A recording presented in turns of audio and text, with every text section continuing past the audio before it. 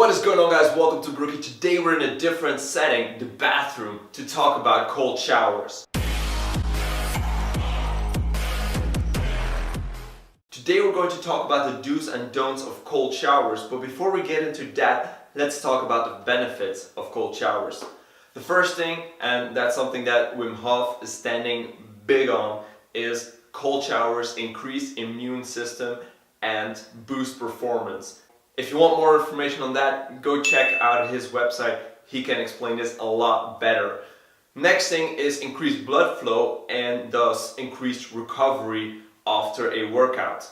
So when you take a cold shower, you restrict the blood flow, but once your body is out of the cold water, it starts to get everything flowing, and that increases nutrient transport to all of your muscles.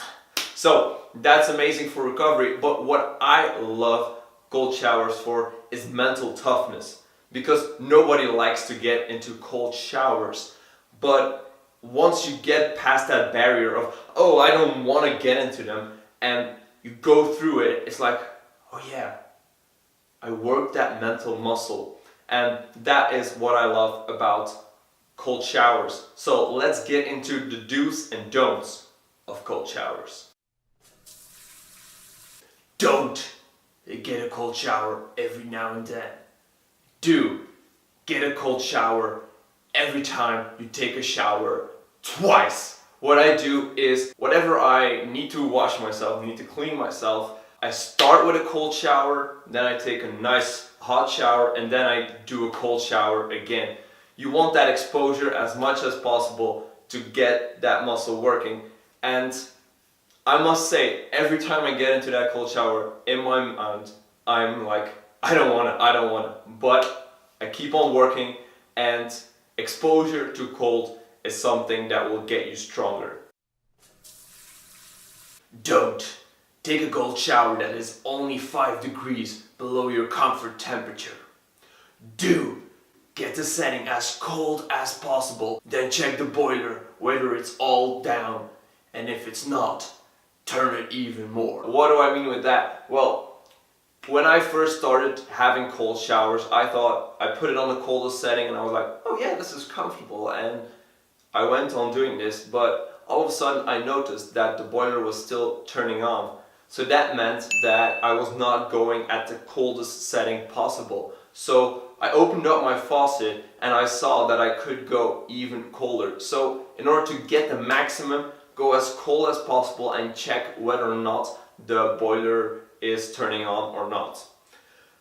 Another factor that's very important is environment. If you're living in a hot California, cold showers will be not as cold if, for example, you were to live in winter in Canada, for example. So that is a factor that you have to consider, but it's not something that you have control of. But what you do have control of is to get it as cold as possible.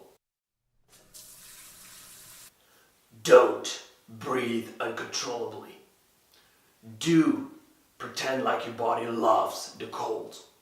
So something I learned from Wim Hof is that whenever you get into a cold shower, try to control your breath and breathe as deep in as possible, but very slowly, like you're controlling the heat of your body. And that is because if you breathe uncontrollably and go, what will happen is that you will dissipate a lot of heat out of your body and you will cool down even more. So what you do want to do is breathe controllably and let the heat inside your body just do its thing. Don't let it get out. Don't get already out after 5 seconds. Do listen to your favorite song all the way through.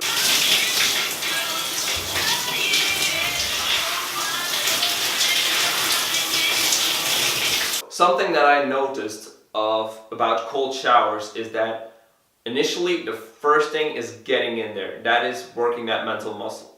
But trying to stay in there, trying to stay relaxed in a cold environment is what's going to give you the added benefits next to mental toughness. So you want to control your breath and you want to stay as long as possible. You don't want to freeze yourself to death, but just be aware, be mindful, and just stay calm and try to go for as long as possible. What I usually do is listen to a song from start to finish. Don't just put your tippy toe in the cold water. Do put your whole body into the cold and then every part of it experience the pain. Obviously, your complete body can benefit from cold exposure. So what I like to do is just go over every body part and make sure that everything has at least touched the cold for a good 2 to 5 seconds. That goes all the way up to from your head to the front of your body, your legs, to the back of your body, your armpits, everything. Just pretend like you're washing yourself in the cold and just let everything get cold. And that way you're going to get a good blood flow afterwards. Whew! Okay guys, this was a really cold shower, as you can see, because there's no steam. Also, it's Belgium and it's winter time, so that means the cold showers are even colder. I thank you so much for watching. I hope you liked this video as much as I love making it. And if you have some more do's and don'ts for cold showers, let me know in the comments down below. And I hope I'll see you in the next one. Oh, and don't forget to subscribe.